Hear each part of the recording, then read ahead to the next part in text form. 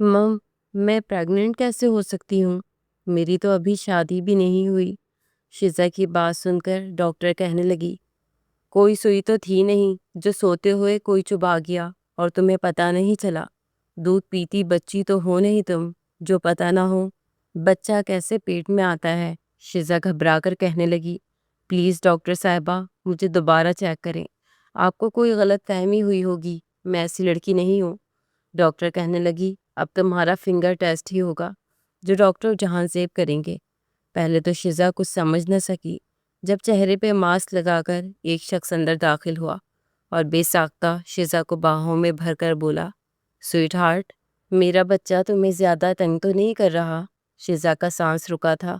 वो इसके लिए बिल्कुल अनजान था। जब इस शख्स ने फिंगर टेस्ट के बहाने शिज़ा की, ये क्या उल्टा सीधा करने को कह रही हैं आप मुझे? होश में तो हैं? जानती भी हैं दुनिया का हर गलत काम कर चुका हूँ, लेकिन कभी किसी की इज्जत के साथ नहीं खेला। और आप मुझे अपने ही घर में ऐसी ऊंची हरकत करने को कह रही हैं। वो कॉल पर गुस्से के आलम में धाड़ा था, जब अनाबिया फौरन कहने लगी कि इतना गुस्सा करने की ज़रूरत नहीं है। तुम मेरे भाई हो, समझे? और तुम वही करोगे जो तुम्हें मैं करने को कहूँगी।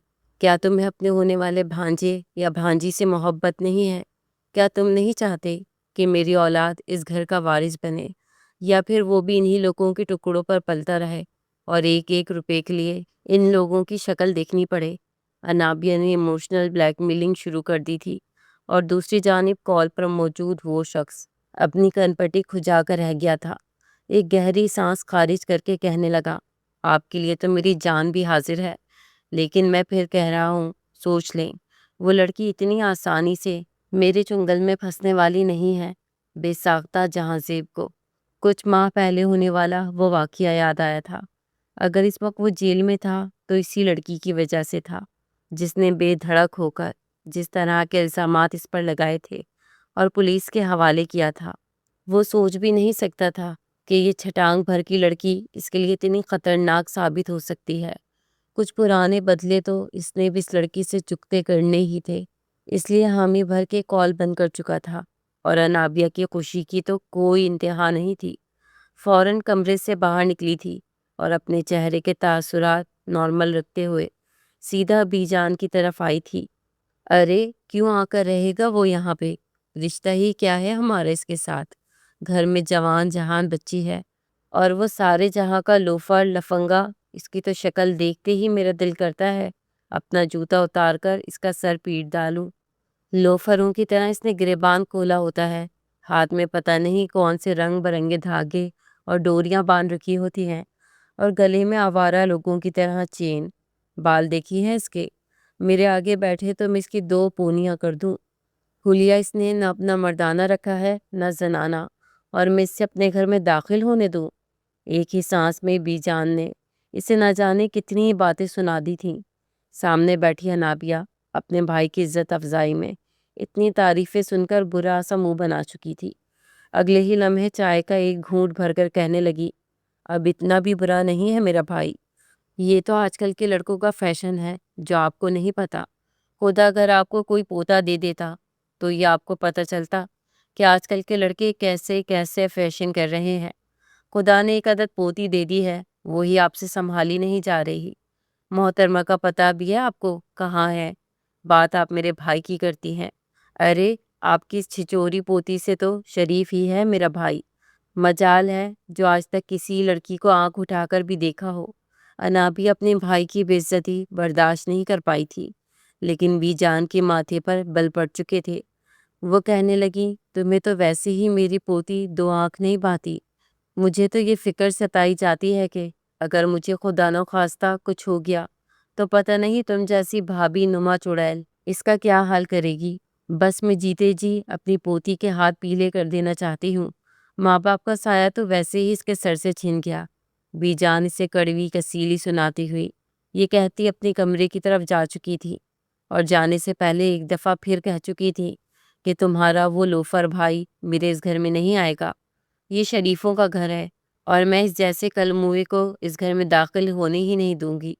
वो धड़क से दरवाज़ा बंद करके जा चुकी थी और अनाबिया मुंह बसूर थी और दरवाजे को देखती रह गई। پتہ نہیں کب جان چھوٹے گی اس بڑھیا سے، سر پہ عذاب بن کر نازل ہو گئی ہے۔ جب شاہویز سے میری شادی ہو رہی تھی میں تو خوشی سے نہال ہو رہی تھی کہ بس ایک عدد چھوٹی نند ہی ملے گی، سر پہ ساس سر کا سایہ تک نہیں ہے، پورے گھر میں دندناتی پھروں گی، مگر اس بڑھیا نے تو مجھے ناک میں نکیل ڈال کر رکھی ہوئی ہے۔ انابیہ کو نہ ہی اپنی دادی ساس پسند تھی اور نہ ہی اپنی چھوٹی نند، کیونکہ اس گھر میں سب سے پہلے دادی ساس کی چلتی تھی اور دادی ساس وہی کرتی تھی جو شزا کہتی تھی۔ شاویز کے والدین کی وفات ہو چکی تھی تو اس کی خالہ جان بی جان نے ہی اس کی تعلیم و تربیت کی تھی، اور پھر وہ بھی اسی گھر میں اپنی بیوی کے ساتھ رہ رہا تھا۔ شزا کو بالکل اپنی چھوٹی بہنوں کی طرح محبت دیا کرتا۔ شزا سیکنڈ ایئر کی اسٹوڈنٹ تھی۔ گزشتہ رات ایک بار پھر دادی جان کو گروپ اسٹڈی کا بتا کر اپنی سہیلیوں کے ساتھ اس نے لیٹ نائٹ پارٹی کی تھی۔ پارٹی کے نام پر تھا ہی کیا، نوڈلز اور کولڈ ڈرنک، جسے پی کر ہلا گلا کرتی، ناچتی گاتی رات کے 12 بجے وہ گھر میں داخل ہوئی تھی۔ انابیہ تو اسے دیکھ کر کلس کر رہ چکی تھی، کہنے لگی ساری پابندیاں میرے لیے ہی ہیں، اسے تو کوئی کچھ کہتا ہی نہیں، بے حیا لڑکی، کسی روز ہم سب کا ناک کٹوائے گی اور پھر میں دیکھوں گی اس بڈھی ساس کو کیسے اس کا ناک اونچا رہتا ہے۔ ابھی بھی شاہویز جیسے ہی آفس سے گھر آیا تھا، انابیہ اس کے کان کھانا شروع ہو گئی تھی کہ آپ کی دادی جان کو کہیں نا میرا بھائی جیل سے چھوٹ کر سیدھا میرے ہی گھر آئے گا، اور وہ ہیں کہ کہہ رہی ہیں کہ میرے بھائی کو اس گھر میں رکھیں گی نہیں۔ میرا بھائی یہ الگ بات ہے کہ چھوٹے موٹے الٹے سیدھے کام کر لیتا ہے، لیکن آج تک اس نے کبھی کسی لڑکی کو آنکھ اٹھا کر نہیں دیکھا۔ انابیہ اپنے بھائی کی تعریفوں کے پل باندھنے کی کوشش کر رہی تھی، لیکن ایک گہری سانس خارج کر کے شاہویز اس کو کہنے لگا کھانا گرم کر دو، مجھے بھوک لگی ہے، اور رہی بات تمہارے بھائی کی تو جا کر دادی جان سے بات کرو، جو انہوں نے کہا ہے وہی ہوگا، بلکہ ایسا کرو تم بی جان کے بجائے شزا سے ہی بات کرو، کیونکہ اس گھر میں ہوتا تو وہی ہے جو شزا چاہتی ہے۔ اگر شزا کو تمہارے بھائی کے آنے سے کوئی اعتراض نہیں ہے تو ٹھیک ہے، بی جان کو بھی نہیں ہوگا۔ یہ کہہ کر وہ اپنے کپڑے لیتا فریش ہونے واش روم جا چکا تھا، اور انابیہ ایک بار پھر دل پر پتھر رکھ کر شزا کے پاس گئی تھی، جو اس وقت کانوں میں ہینڈ فری لگائے اپنے ناخن تراشنے میں مصروف تھی۔ انابیہ کو اپنے کمرے میں دیکھ کر فوراً مسکرا کر کہنے لگی، کہہ رہے آپ یہ بات تو طے ہے کہ جب تک آپ کو اپنا کوئی مطلب نہ ہو آپ میرے کمرے میں قدم بھی نہیں رکھتی۔ خیر بتائیے کیسا آنا ہوا آپ کا؟ وہ اپنی آنکھیں ٹمٹما کر بولی تو انابیہ فوراً سے کہنے لگی کہ دیکھو نا میرا بھائی آ رہا ہے، پچھلے 6 مہینے سے وہ جیل کی سلاخوں کے پیچھے تھا، وہی باسی ابلا کھانا کھا کھا کر اس کے منہ میں تو چھالے نکل آئے ہیں۔ اب کچھ دیر وہ میرے ساتھ رہنا چاہتا ہے، اس کے بعد ہی واپس اپنے گھر جائے گا، لیکن کوئی مان ہی نہیں رہا۔ بتاؤ، سارا دن میں کچن میں گھن چکر ہوتی رہتی ہوں، تمہارے کام کرتی ہوں، تمہارے کپڑے دھوتی ہوں، تو کیا میرا اتنا بھی حق نہیں ہے کہ میرا بھائی اس گھر میں چند روز مہمان بن کر رہ سکے؟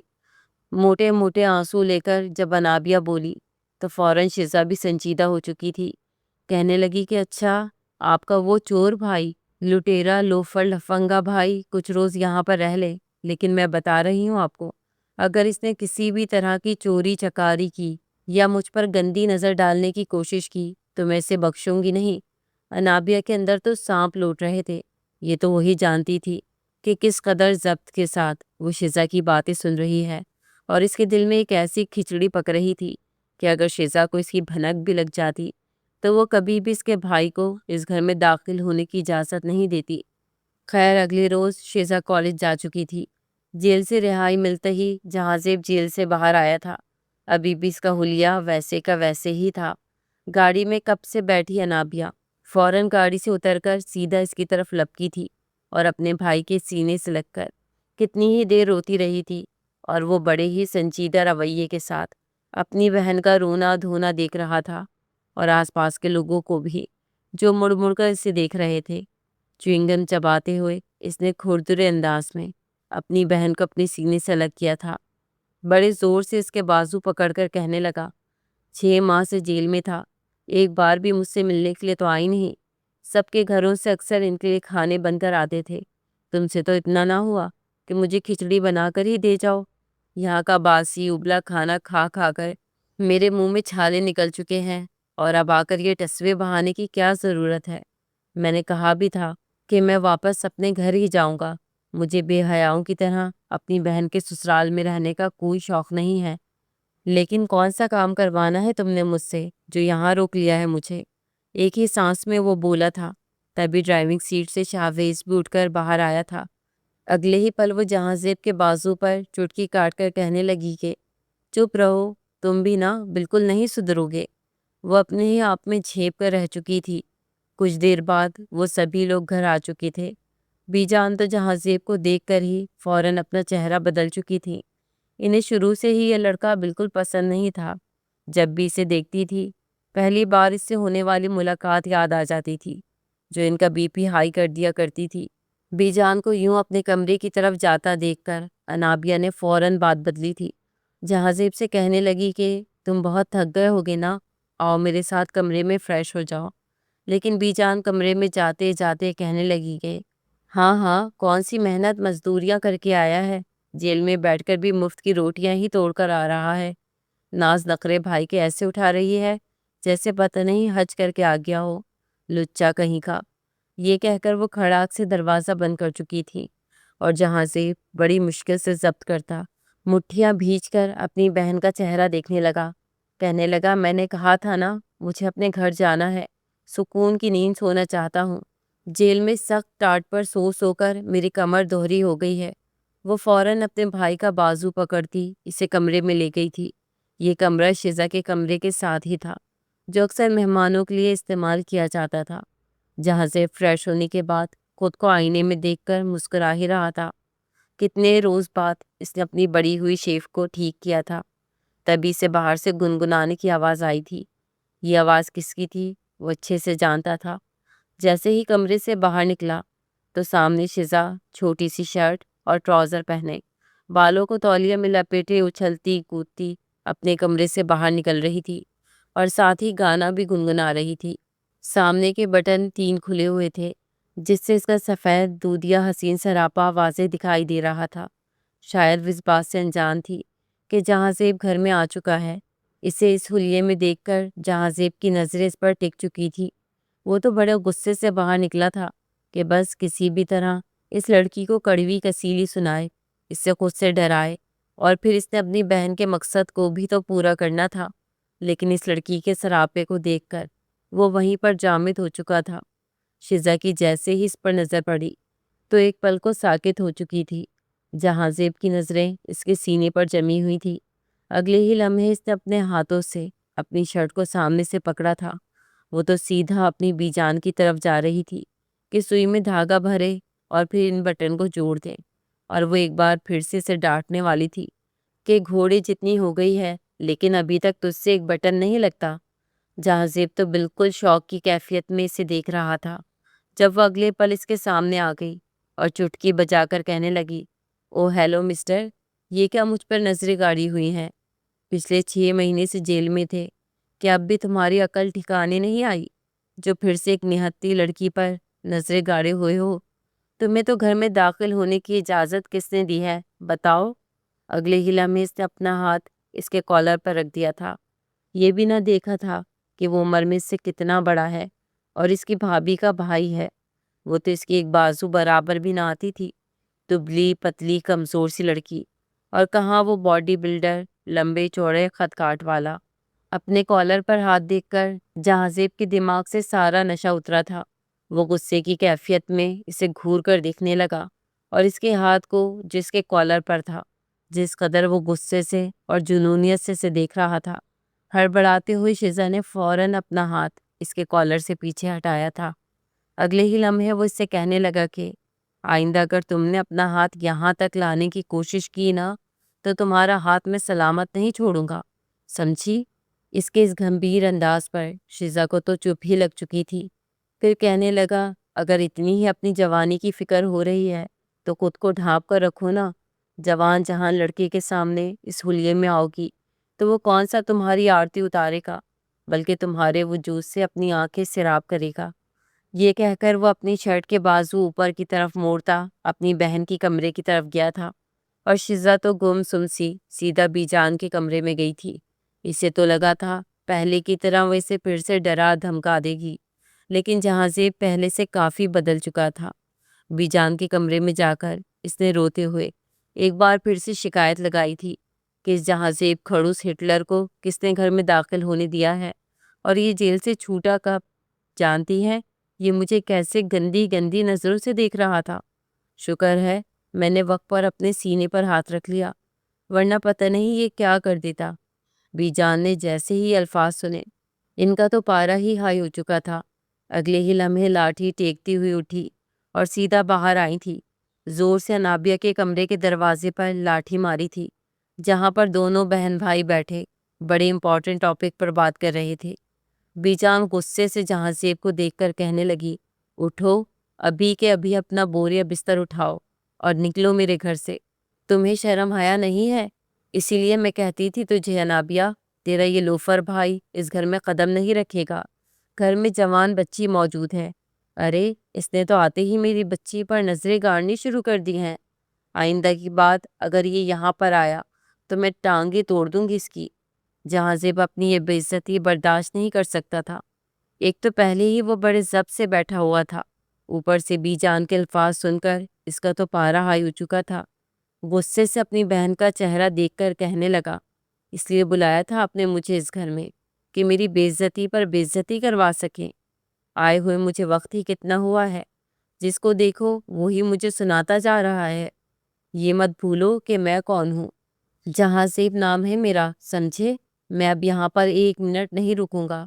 انابیہ شکایتی نظروں سے بی جان کو دیکھنے لگی تھی، کہنے لگی کہ میرا بھائی اتنا گیا گزرا نہیں ہے جو آپ کی پوتی پر نظریں گاڑے گا۔ اسے ہی چاہیے کہ اپنی حد میں رہے۔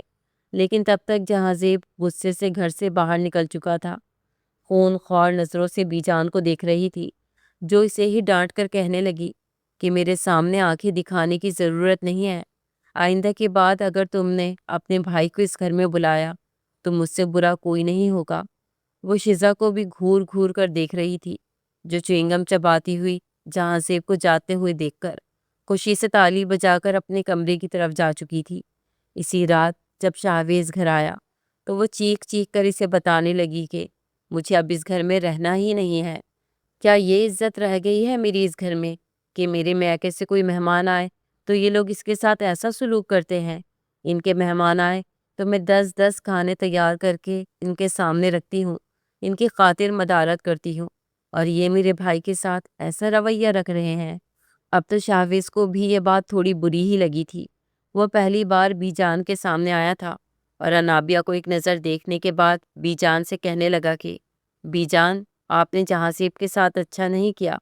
وہ تو صرف کچھ دیر ہمارے پاس رکنے کے لیے آیا تھا، لیکن بی جان نے جیسے اسے بتایا کہ وہ شزا پر بری نظر ڈال رہا تھا تو شاہویز نے الٹا انابیہ کو ہی ڈانٹنا شروع کر دیا تھا۔ انابیہ کا غصہ پہلے سے بھی زیادہ بڑھ چکا تھا۔ وہ چپ چاپ پیر پٹکتی ہوئی کمرے کی طرف جانے لگی اور کہنے لگی کہ مجھے اس گھر میں نہیں رہنا۔ شاہویز، آپ مجھے الگ گھر میں رکھیں گے؟ میں یہاں پر رہ کر مزید اپنی انسلٹ برداشت نہیں کروں گی۔ شاہویز کہنے لگا کہ اچھا، اگر جانا چاہتی ہو تو اٹھاؤ اپنا بوریا بستر۔ ابھی تمہارا بھائی کون سا اپنے گھر پہنچ گیا ہوگا، اسے کال کرو، وہ تمہیں یہاں سے لیتا جائے گا۔ میں تو بی جان اور اپنی بہن کو چھوڑ کر یہاں سے کہیں نہیں جانے والا۔ اگر تمہارا گزارا مشکل ہے تو بھائی کے ساتھ جا سکتی ہو، کھلی اجازت ہے۔ یہ سن کر وہ مزید ہی بھڑک چکی تھی، دھڑلے سے کمرہ بند کر کے اندر بیٹھ چکی تھی، اپنی ہی نادانی میں یہ سمجھ رہی تھی کہ جیسے اس نے بہت بڑا کام کر دیا۔ جہاں زیب تو اسے شروع سے ہی بالکل بھی اچھا نہیں لگتا تھا، جس طرح اس کا حلیہ تھا اور جس طرح وہ پلٹ کر اسے جواب دیتا تھا۔ وہ ہنستی کھلکھلاتی ہوئی سیدھا اپنے کمرے میں گئی تھی کہ چلو بلا ٹلی، مگر اسے کہاں خبر تھی کہ آج رات جو کچھ اس کے ساتھ ہونے والا ہے وہ ساری زندگی کبھی بھول نہیں پائے گی۔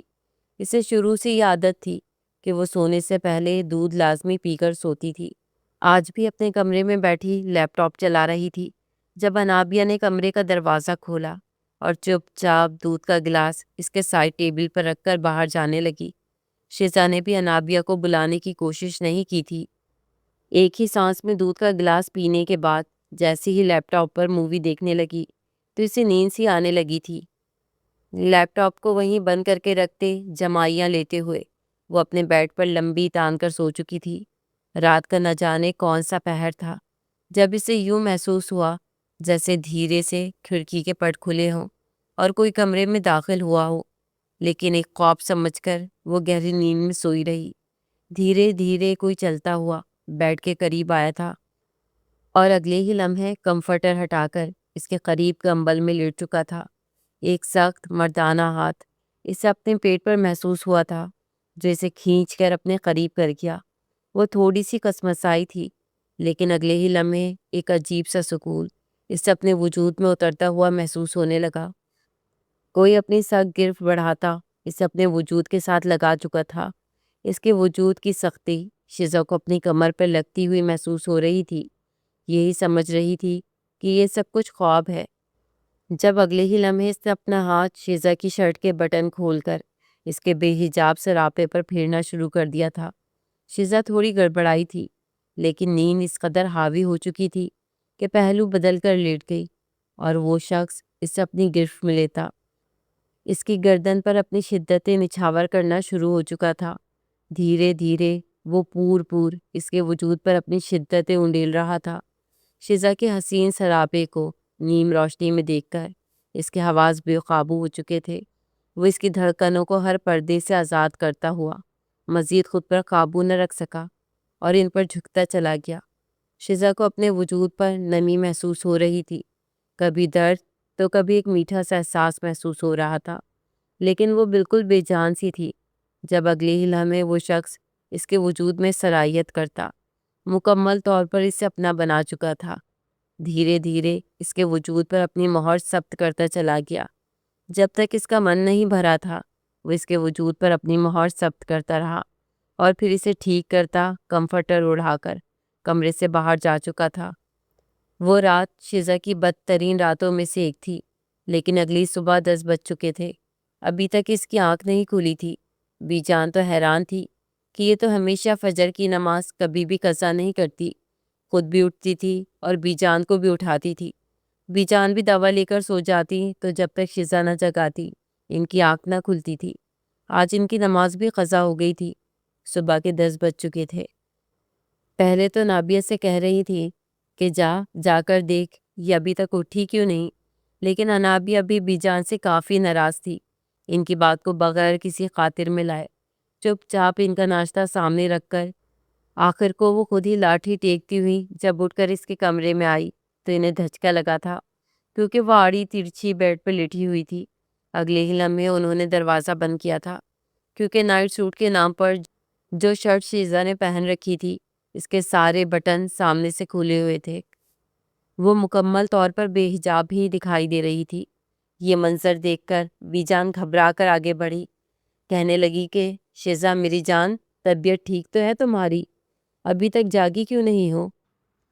فوراً انہوں نے شیزا کے ماتھے پر ہاتھ لگایا تھا۔ گال تھپ تھپائے تھے جو بالکل آگ کے انگاروں کی طرح دہک رہے تھے۔ اسے بے تحاشا تیز بخار ہو چکا تھا۔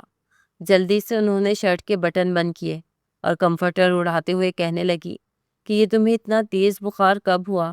تم نے بتایا کیوں نہیں؟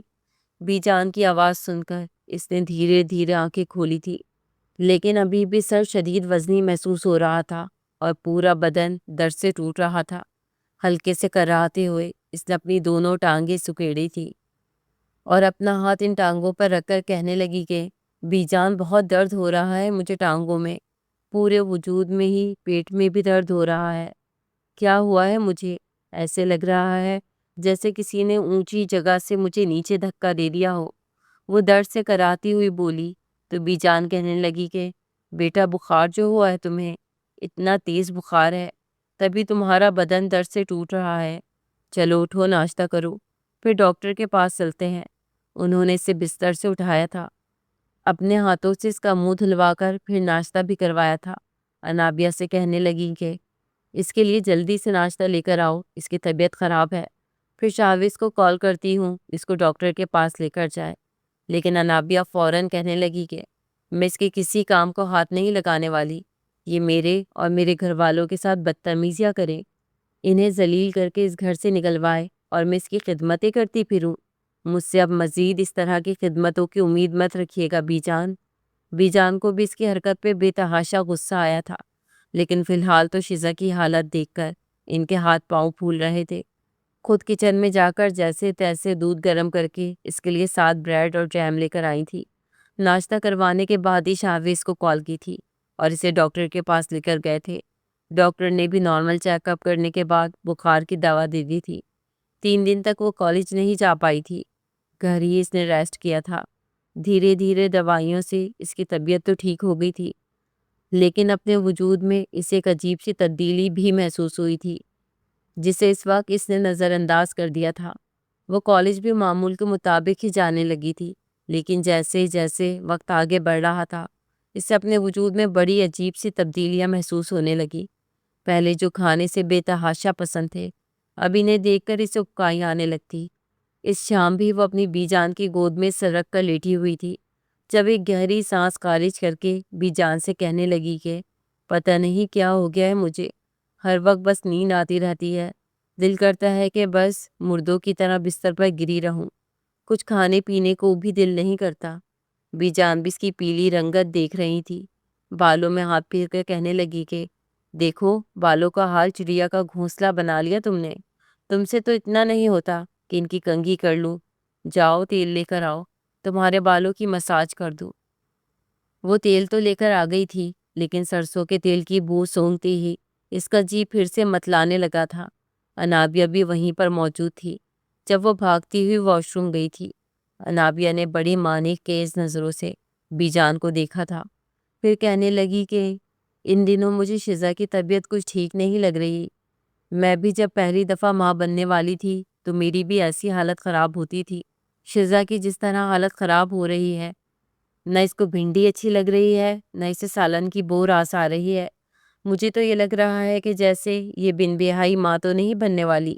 شزا جو اپنا منہ صاف کر کے باتھ روم سے نکلی تھی، انابیہ بھابھی کی بات سن کر اس کا چہرہ سرخ ہونے لگا تھا۔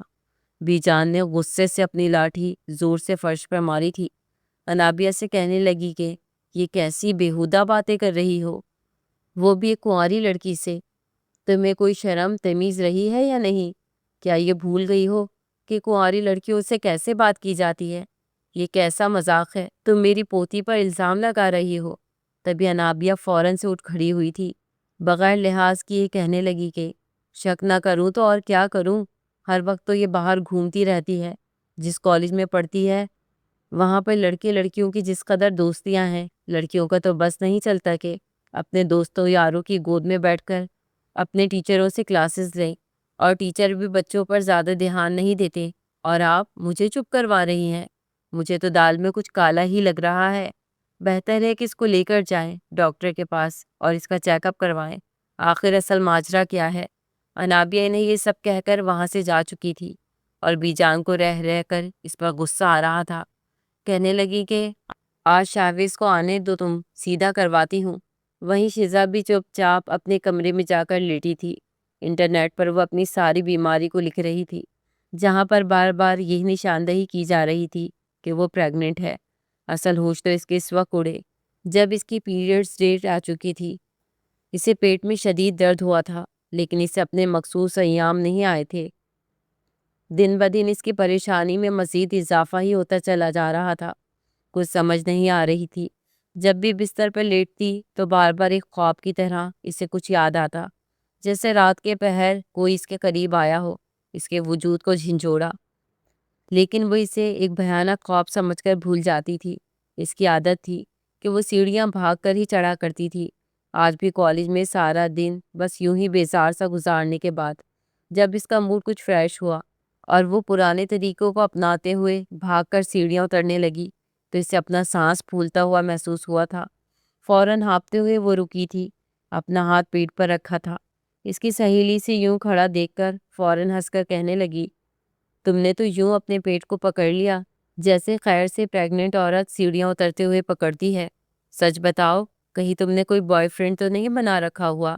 وہ ایک آنکھ دبا کر بولی تھی، اور شزا کا جی چاہا کہ وہ اس کا منہ ہی توڑ ڈالے۔ غصے سے اس سے لڑائی کرتی وہ کالج سے باہر نکل آئی تھی۔ پیٹ کا درد مسلسل بڑھتا چلا جا رہا تھا۔ جانا تو اس نے بس میں ہی گھر تھا، لیکن بس کے بجائے اس نے ٹیکسی کی تھی۔ اسے یہاں کے گائناکولوجسٹ کے کلینک کا پتہ تھا، جس کے پاس وہ نابیہ بھابھی کے ساتھ اکثر آتی رہتی تھی جب وہ پریگننٹ ہوتی تھی۔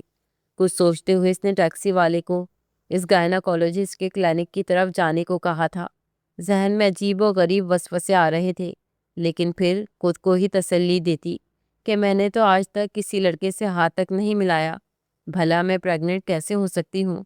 یہ تو کوئی معجزہ ہی ہوگا کہ اچانک سے میرے پیٹ میں بچہ بننا شروع ہو جائے۔ نہیں نہیں، ایسا کچھ بھی نہیں ہے، یہ تو بس ویسے ہی شاید وہ اوٹ پٹانگ چیزیں کھانے کی وجہ سے ہوا ہے۔ کچھ دیر بعد ہی وہ کلینک کے باہر موجود تھی۔ جھجکتے ہوئے کلینک میں داخل ہوئی تو وہاں پر جتنی بھی خواتین تھیں سب نے ہی اپنے پیٹ پکڑے ہوئے تھے۔ زیادہ تر حاملہ خواتین ہی وہاں پر موجود تھی اور اسے ٹکر ٹکر دیکھ رہی تھی۔ وہ نظریں چراتی ایک جانب کو بینچ پر جا کر بیٹھ گئی۔ سب سے آخر میں اس کا نام پکارا گیا تھا۔ جیسے ہی وہ اندر گئی تو سامنے ڈاکٹر بھی شاید بھڑکی ہوئی بیٹھی تھی۔ اسے دیکھ کر اپنے ہاتھوں پر دستانے چڑھائے اور پھر انگلیوں میں انگلیاں پھنسا کر اس کے سامنے کرسی پر بیٹھ کر کہنے لگی کہ بتائیے کیا مسئلہ ہے آپ کو؟ وہ ہچکچاتے ہوئے کہنے لگی کہ وہ اسے بار بار ہڑبڑاتے ہوئے دیکھ کر وہ بیزار سے کہنے لگی کہ میرا کلینک بند ہونے میں صرف 5 منٹ باقی رہ گئے ہیں۔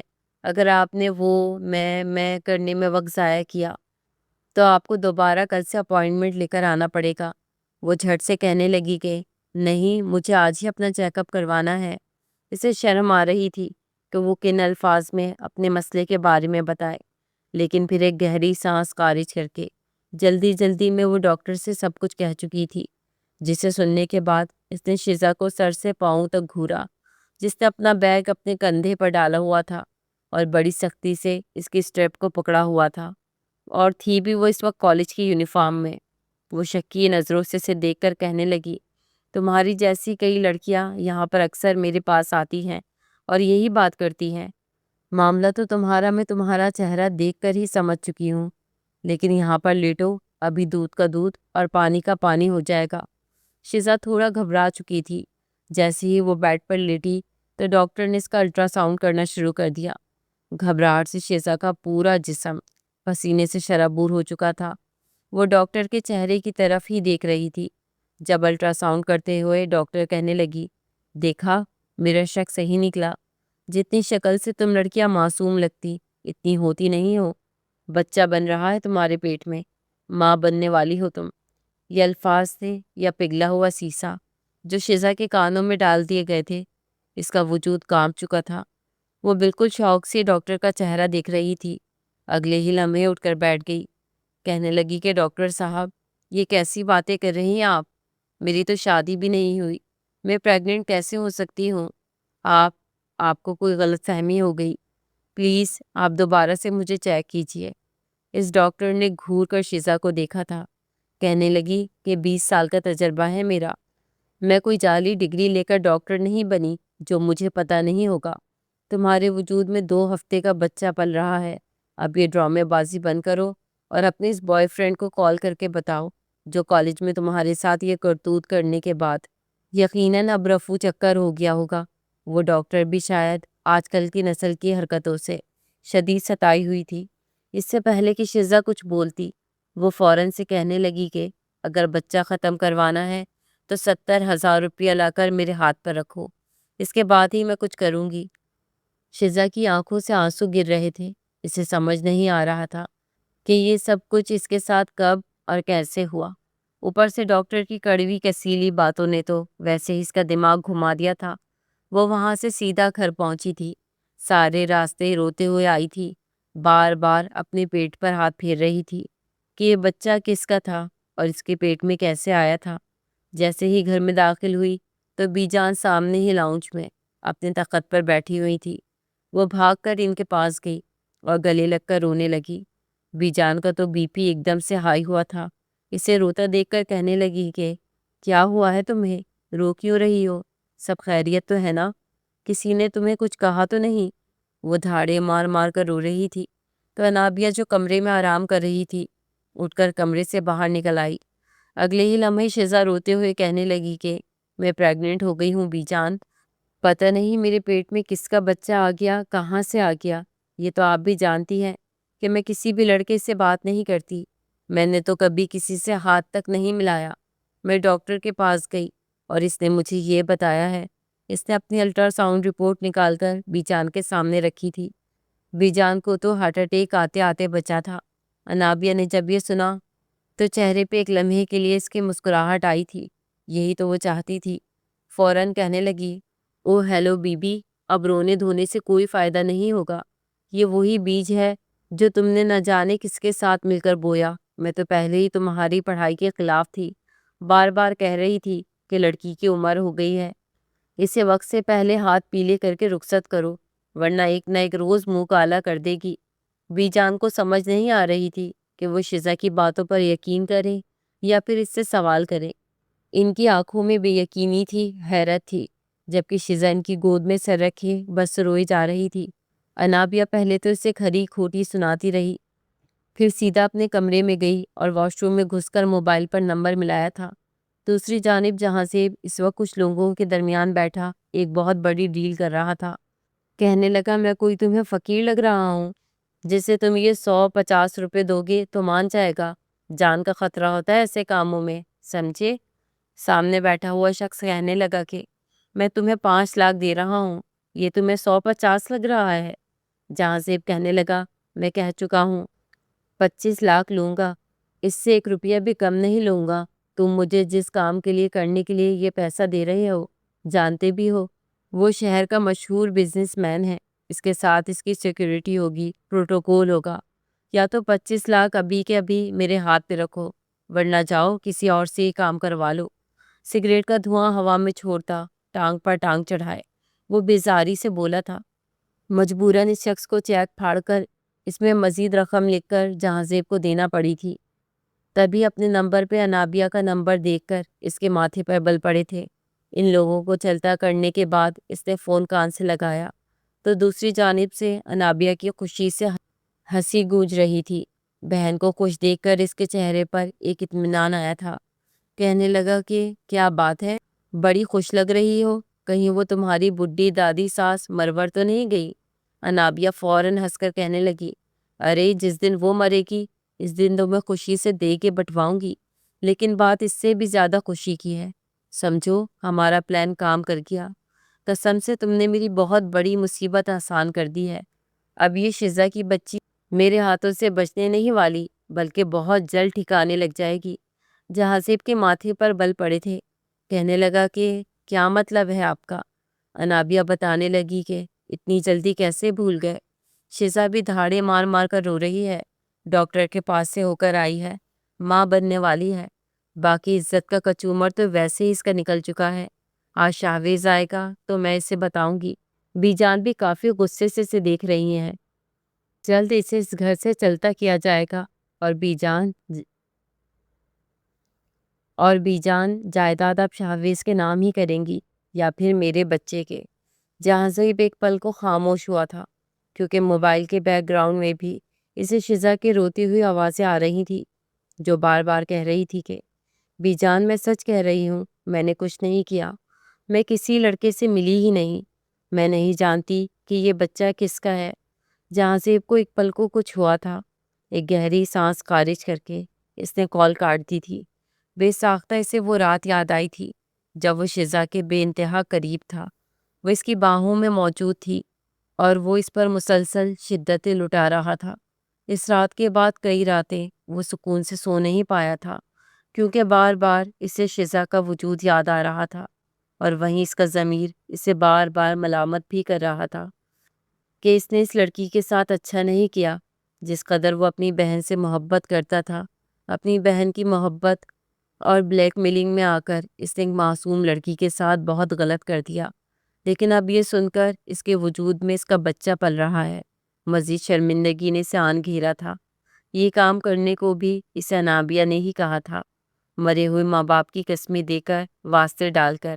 اس نے جہاں زیب سے کہا تھا کہ اگر میری زندگی آسان بنانا چاہتے ہو تو اس لڑکی کی عزت خراب کر ڈالو، تبھی یہ گھر سے جائے گی اور جائیداد میرے شوہر اور میرے بچے کو ملے گی، ورنہ ساری زندگی تمہاری بہن اس شیزا اور پھر اس کے بچوں کے آگے ہاتھ ہی پھیلاتی رہے گی۔ پرائی اولاد پال کر جوان کرنے کا یہی نقصان ہوتا ہے کہ وہ اسے پال کر تو جوان کر دیتے ہیں، لیکن جب جائیداد اور وارث کی بات آئے تو اپنا خون ہی چنتے ہیں۔ جہانزیب اپنی بہن کی بلیک میلنگ میں آ کر شیزا کے ساتھ یہ سب کچھ کر چکا تھا۔ وہیں بھی جان پہلے تو کافی غصے سے بیٹھی رہی، لیکن اب زناٹے دار تھپڑ شیزا کے منہ پر مار چکی تھی۔ کہنے لگی کہ اس کا مطلب کہ انابیہ ٹھیک کہتی تھی، میں تو سمجھتی تھی تو بچی ہے، تجھے اچھے برے کی تمیز ہوگی، لیکن شاید مجھے تیری وقت سے پہلے شادی کر دینی چاہیے تھی۔ میں تجھے اپنا وارث سمجھتی رہی اور تو نے میرے بیجا لاڈ پیار کا یہ جواب دیا۔ اسی شام شاہویز بھی گھر آیا۔ تھوڑا نابیہ نے آتے ہی اسے ساری تفصیل نمک مرچ لگا کر بتائی تھی۔ شیزا بھی اپنے کمرے میں بیٹھی پھوٹ پھوٹ کر رو رہی تھی۔ جب شاہویز کمرے میں آیا اور اسے زناٹے دار تھپڑ مار چکا تھا، بالوں سے جکڑ کر کہنے لگا کہ بتاؤ کس کا خون ہے یہ؟ قسم سے اگر تم میری سگی بہن ہوتی نا تو میں ابھی یہیں کھڑے کھڑے تمہاری جان لے لیتا۔ اگر سگے بھائیوں کی طرح تم پر میں پابندیاں لگاتا تو آج مجھے یہ بدنامی نہ سننی پڑتی۔ اب بلاؤ اپنے عاشق کو اور اس کے ساتھ عزت کے ساتھ رخصت ہو جاؤ، تاکہ گھر سے باہر یہ خبر نہ نکلے۔ بی جان بھی خاموشی سے بیٹھی سن رہی تھی۔ شاید وہ بھی اب یہی چاہتی تھی کہ جس کا خون شیزا کے پیٹ میں پل رہا ہے اس کے ساتھ اس کی شادی کروا دیں، یہاں سے اسے رخصت کر دیا جائے۔ لیکن شیزا کس کا نام لیتی، کیا کہتی؟ روتے ہوئے کہنے لگی کہ مجھے اس بچے کو دنیا میں ہی نہیں لانا، میں اس بچے کو ختم کر دوں گی، جو مجھے کرنا پڑا کروں گی۔ لیکن میں سچ کہتی ہوں، میں کسی لڑکے سے نہیں ملی، مگر کون اس کی بات پر یقین کرتا؟ اس نے شاہویز سے پیسے مانگے تھے، بی جان سے مانگے تھے، لیکن سب نے اسے 1 روپیہ بھی دینے سے انکار کر دیا تھا۔ اس کے پاس اپنی مرحوم ماں کی بالیاں تھیں۔ شیزا بڑی نفرت سے اپنے پیٹ کی جانب دیکھ کر بولی تھی کہ کل ہی جا کر یہ بالیاں بیچوں گی اور اس قصے کو ختم کر دوں گی، اور اس شخص کو ضرور ڈھونڈوں گی جس نے میرے ساتھ یہ سب کچھ کیا ہے۔ وہ سیدھا وہاں سے دوبارہ سے اسی گائناکولوجسٹ کی کلینک پر گئی تھی۔ چہرہ زرد پڑ چکا تھا، وہ کل سے بھوکی تھی، اس نے کچھ بھی نہیں کھایا تھا۔ جب دوبارہ سے اس نے ڈاکٹر نے اس کا چہرہ دیکھا تو پھر کھردرے لہجے میں کہنے لگی کہ بتاؤ اب کس لیے آئی ہو؟ وہ سپاٹ سے انداز میں کہنے لگی کہ مجھے یہ بچہ ختم کروانا ہے، میرے پاس پیسے نہیں ہیں، لیکن یہ بالیاں ہیں، یہ رکھ لیں۔ اس نے وہ بالیاں ڈاکٹر کی طرف بڑھائی تھی، جنہیں ایک نظر اس ڈاکٹر نے دیکھا تھا، جو کہ کم و بیش بھی 2 سے 2.5 لاکھ کی تھی۔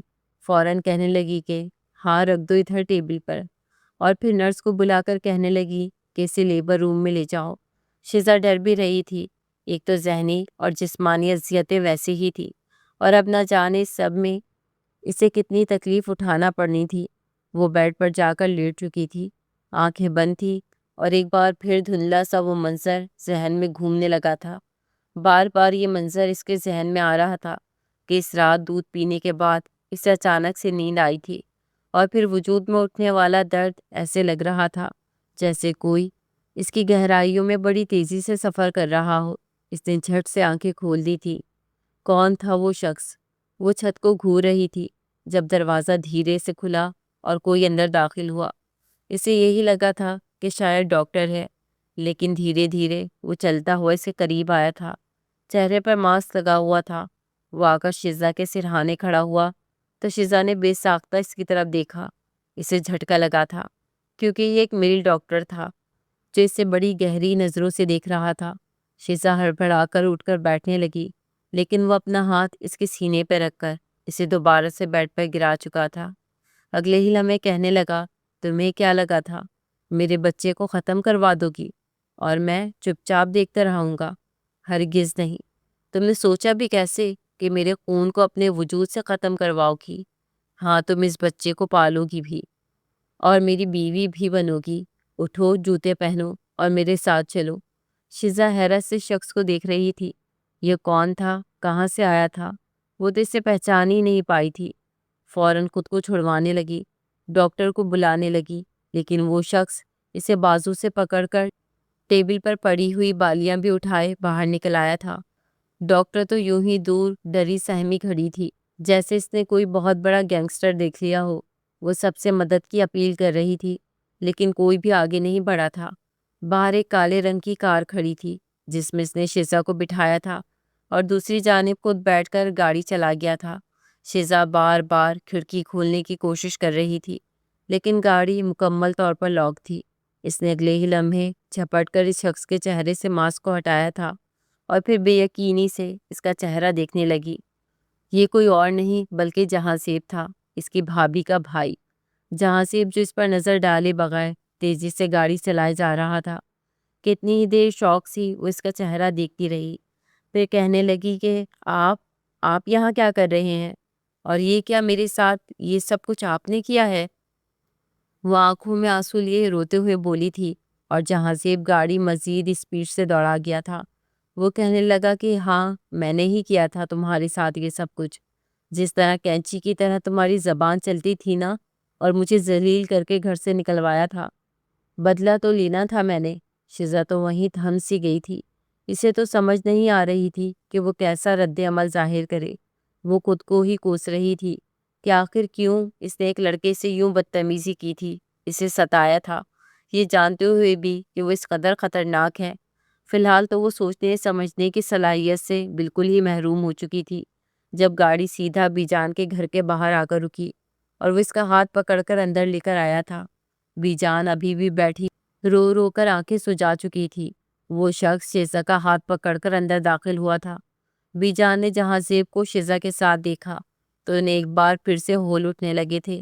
اس سے پہلے کہ بیجان کچھ کہتی، جہاں زیب کہنے لگا کہ میں یہاں پر آپ کی باتیں سننے کے لیے نہیں آیا، میں یہ بتانے کے لیے آیا ہوں کہ شیزا میرے بچے کی ماں بننے والی ہے اور میں اس سے نکاح کرنے کو تیار ہوں۔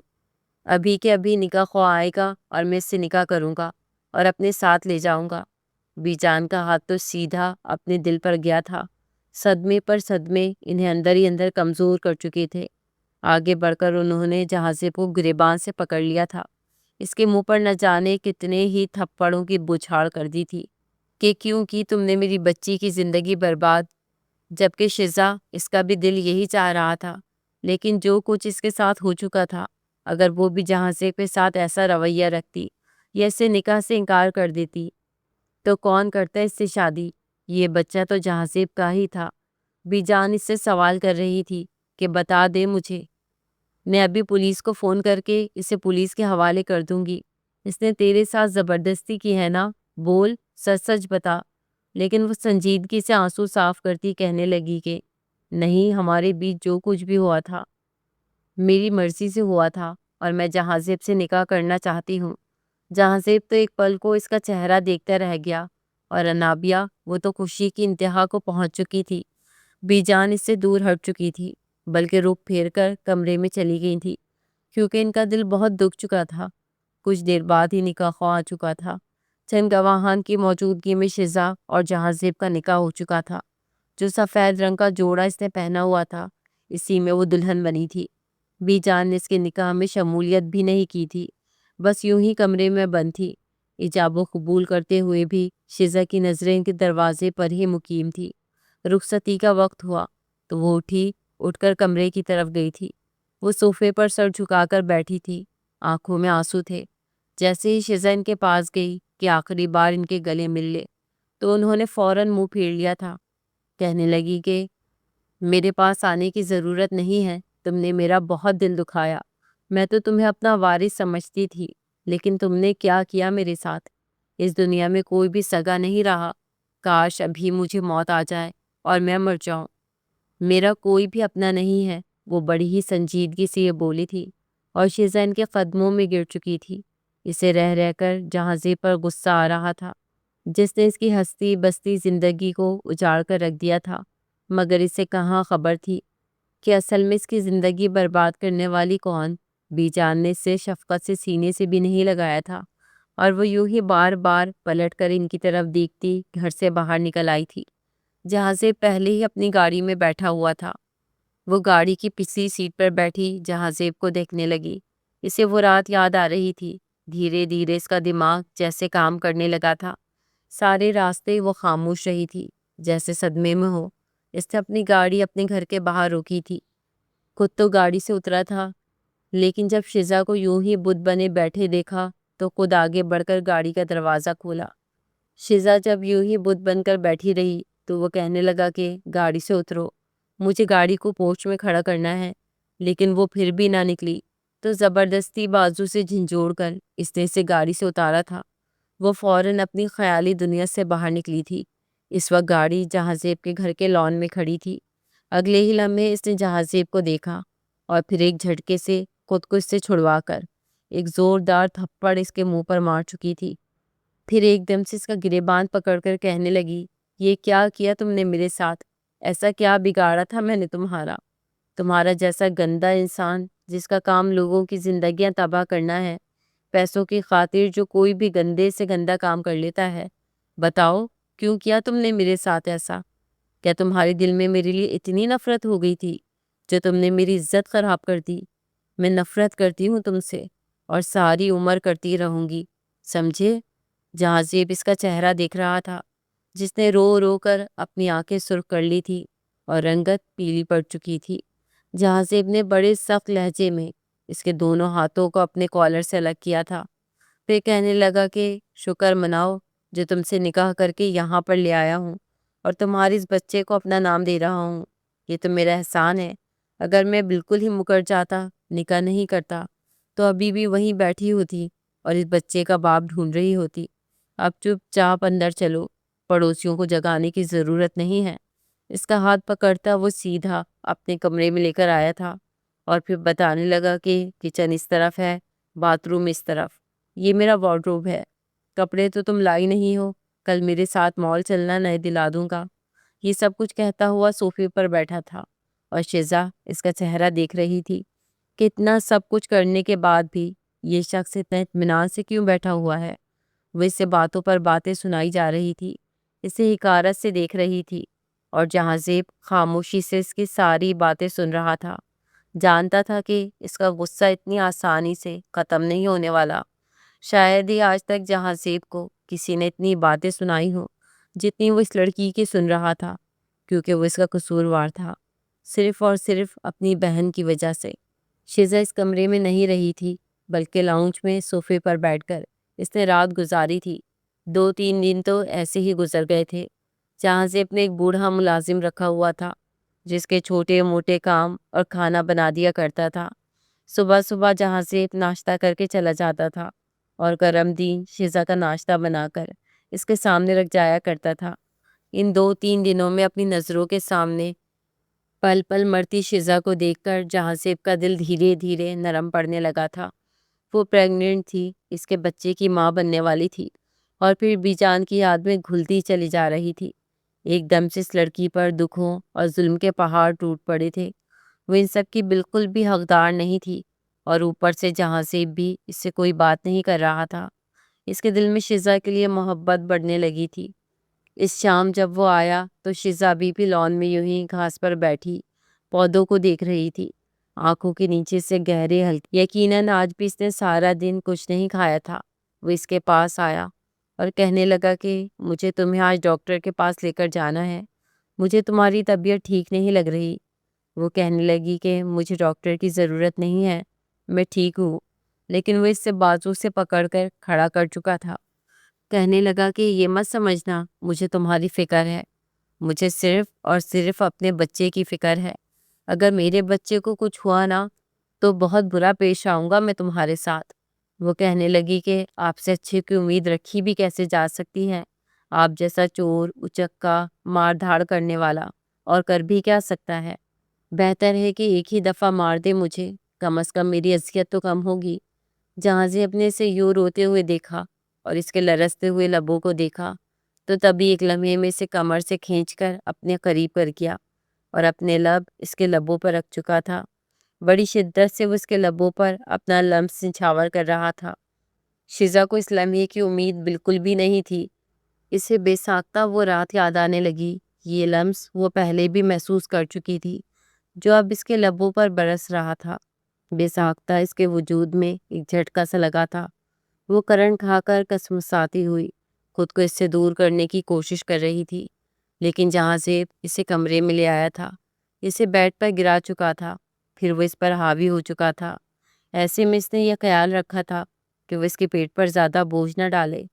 وہ خود کو اس سے چھڑوانے کی ناکام کوشش کر رہی تھی، لیکن جب اس کا سانس سچ میں اکھڑنے لگا تب جا کر جہاں زیب نے اس کے لبوں کو آزادی بخشی تھی۔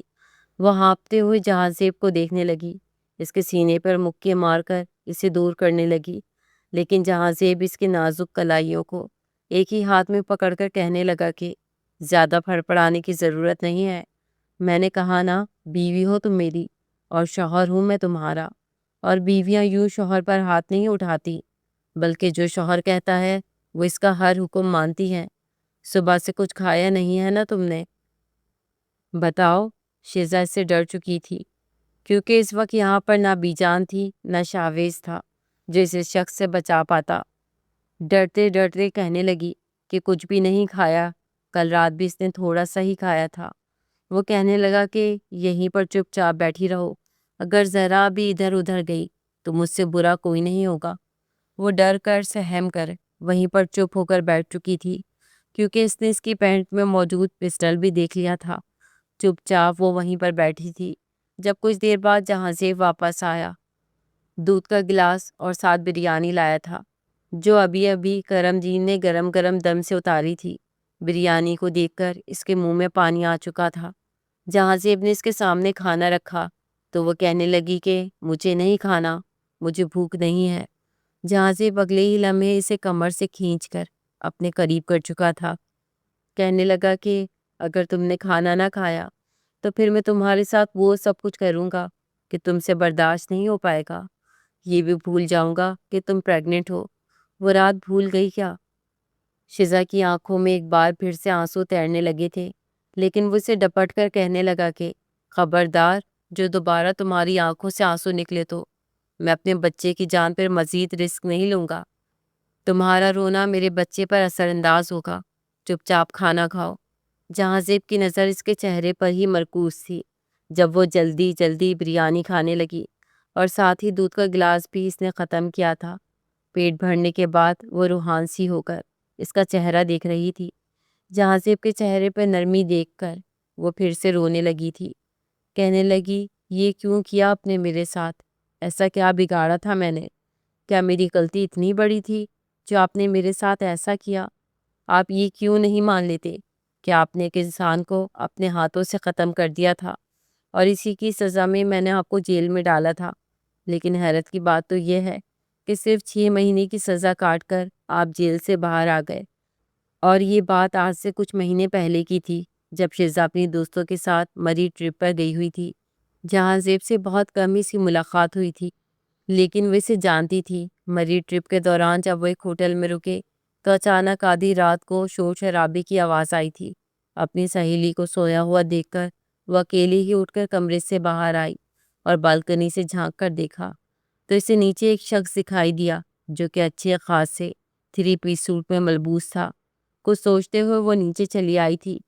شاید بچپن سے ہی لڑائیاں دیکھنے کا شوق تھا اس لیے، لیکن تبھی جب وہ سیڑھیاں اتر کر سامنے آئی تو سامنے جھاڑیوں میں جہاں زیب اس شخص کو گھسیٹ کر لے گیا تھا اور پھر دیکھتے ہی دیکھتے اسے اپنے ہاتھوں سے ختم کر دیا تھا۔ یہ منظر اس نے ویڈیو میں ریکارڈ کر لیا تھا۔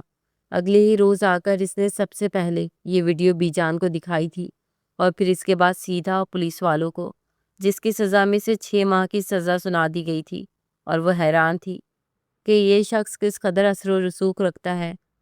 ایک جیتے جاگتے انسان کو ختم کر دیا تھا اور صرف 6 مہینے کی سزا۔ وہ تو یہی سمجھ رہی تھی کہ شاید اس کی سزا کے طور پر جہاں زیب نے اس سے یہ بدلہ لیا تھا۔ جہاں زیب کے پاس اس سوال کا کوئی جواب نہیں تھا۔ وہ اسے ڈاکٹر کے پاس لے کر گیا تھا۔ ڈاکٹر نے یہی کہا تھا کہ بچہ بہت کمزور ہے، اگر کھانے پینے کا ٹھیک سے دھیان نہ رکھا گیا تو بچے کی جان کو خطرہ ہو سکتا ہے۔ شیزا یوں ہی چپ چاپ تھی۔ راستے میں گھر آتے ہوئے اس نے جہاں زیب سے فرمائش کی تھی کہ مجھے بیجان سے ملنا ہے، 2 ہفتے ہونے والے ہیں، بیجان سے میری بات نہیں ہوئی، میں تو ان کے بغیر ایک پل نہیں رہ سکتی تھی، مجھے بیجان سے ملنے جانا ہے، ہو سکتا ہے وہ مجھے معاف کر دیں۔ جہاں زیب نے گاڑی اس کے میکے کی طرف موڑ دی تھی۔ جب وہ گھر میں داخل ہوئی تو بیجان بستر پر پڑی ہوئی تھی، بخار میں تپ رہی تھی۔ ان کی طبیعت بے حد خراب ہو چکی تھی، پہلے سے بے تحاشا کمزور ہو چکی تھی۔ ان کی یہ حالت دیکھ کر شیزا کہنے لگی کہ بھابھی، آپ نے ان کا خیال نہیں رکھا، ان کی حالت کیسی ہو گئی ہے؟ لیکن انابیہ نے ان پر بالکل بھی دھیان نہیں دیا تھا۔ ان 2 ہفتوں میں نہ ہی وقت پر انہیں کھانا دیا تھا، نہ ہی دوا دی تھی۔ دوا ختم ہو چکی تھی، لیکن پھر بھی اس نے شاویز کو بتایا نہیں تھا، اور بہانے سے انابیہ نے بیجان کے انگوٹھے جائیداد کے کاغذات پر لگوا لیے تھے۔ یہ سب کچھ کرتے ہوئے اس نے شاویز کو بھی کہیں نہ کہیں اپنے ساتھ شامل کر ہی لیا تھا۔ بیجان کی یہ حالت دیکھ کر شیزا بے ساختہ رونے لگی تھی۔ اس کا بلڈ پریشر بری طرح سے ہائی ہونے لگا تھا۔ بیجان اس سے کچھ کہنا چاہتی تھی، لیکن بول نہیں پا رہی تھی۔ انہیں کمزوری بے تحاشا ہو چکی تھی۔ وہ جہازیب کی طرف مدد طلب نگاہوں سے دیکھ کر کہنے لگی کہ جہازیب، مجھے بیجان کو ڈاکٹر کے پاس لے کر جانا ہے، پلیز میری مدد کریں۔ جہازیب کو بھی بیجان کی طبیعت پر ترس آیا تھا۔ انابیہ فوراً کہنے لگی کہ نہیں، بس اب ان کا آخری وقت آ گیا۔ ہم انہیں بہت ڈاکٹروں کے پاس لے کر گئے ہیں، جو کچھ تم نے کیا ہے نا، تم ہی اپنی بیجان کی اس حالت کی ذمہ دار ہو۔ لیکن جہازیب نے بڑے غصے سے اپنی بہن کو دیکھا تھا، اس کے پاس گیا اور دبی دبی گھراہٹ سے کہنے لگا کہ آپا، میرا منہ نہ ہی کھلواؤ تو بہتر ہے۔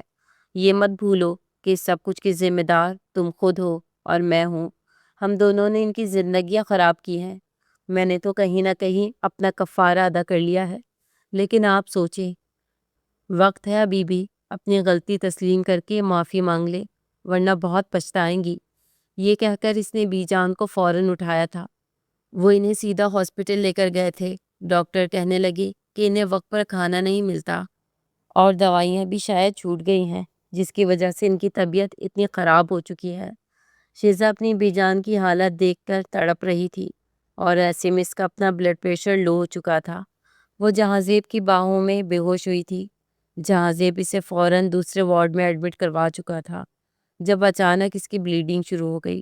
ڈاکٹرز نے چیک اپ کیا تھا اور پھر جہازیب کو آ کر بتایا تھا کہ شیزا کی حالت تو خطرے سے باہر ہے، لیکن آپ کا بچہ ضائع ہو چکا ہے۔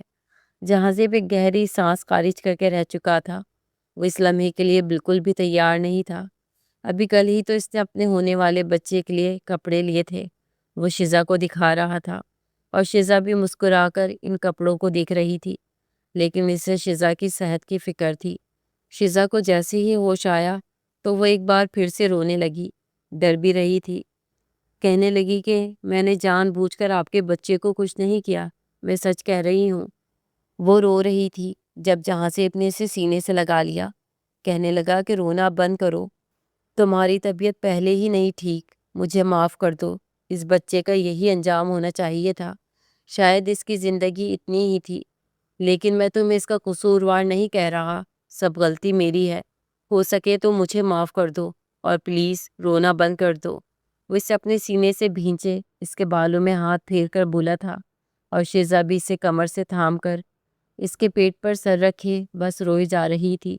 بیجان کی طبیعت تھوڑی سنبھلی تو انہوں نے شیزا کا نام لیا تھا۔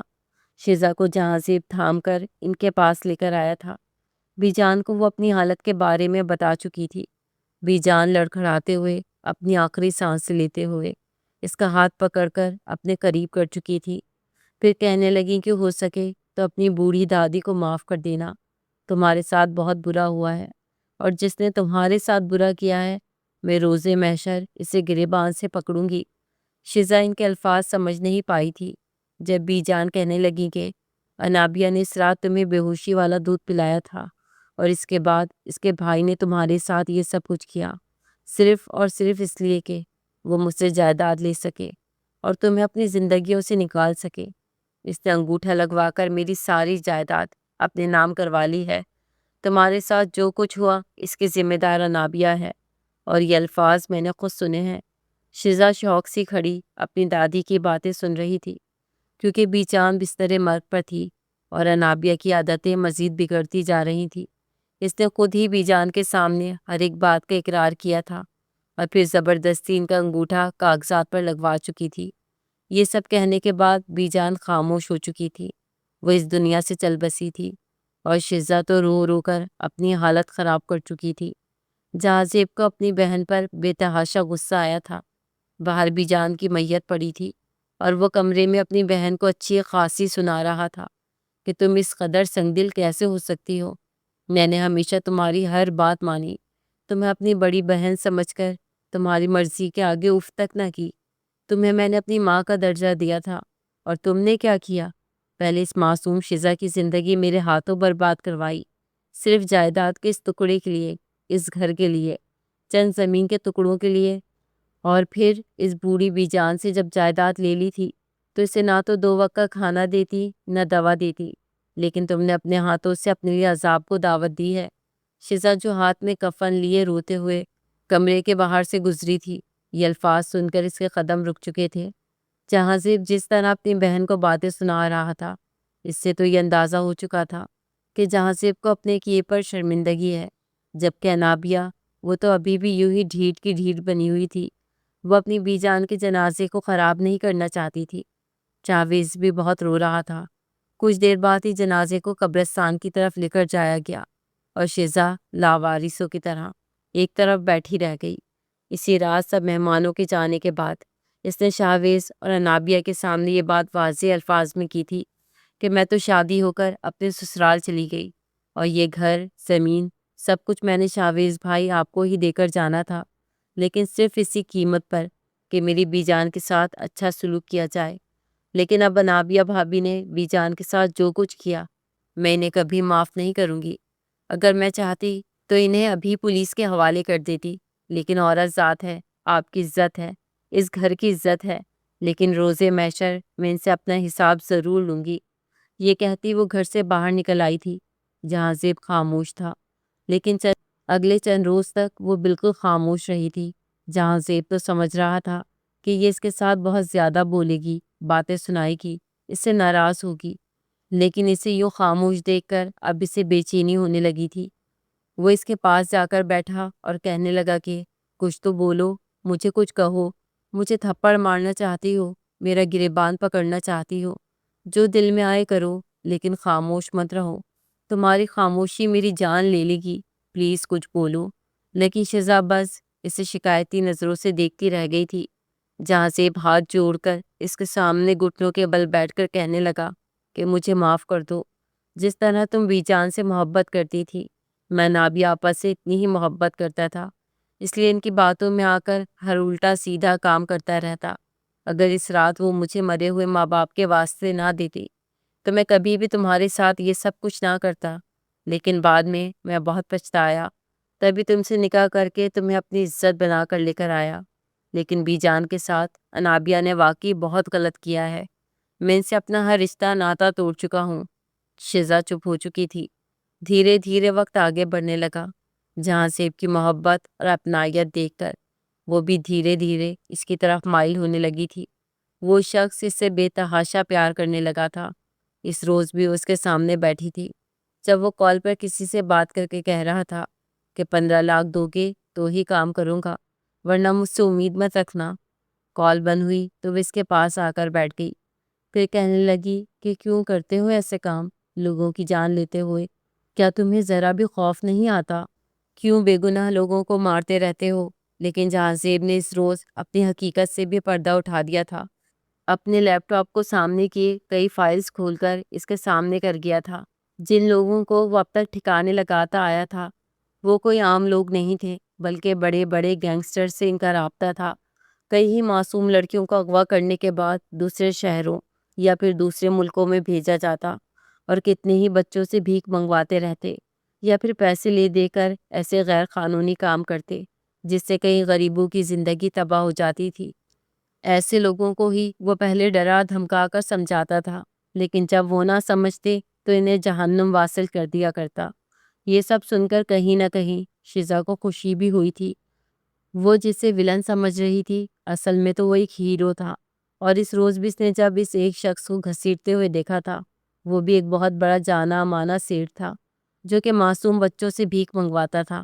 ایک گہری سانس خارج کر کے اس نے جہاں زیب کو دیکھا، کہنے لگی کہ تم نے مجھے ہمیشہ اپنی ہر بات میں غلط ثابت کروایا ہے، لیکن اب اس سگریٹ کا کیا کرو گے؟ جو ہر وقت تمہارے لبوں سے لگی رہتی ہے، اس سگریٹ کو چھوڑ کیوں نہیں دیتے؟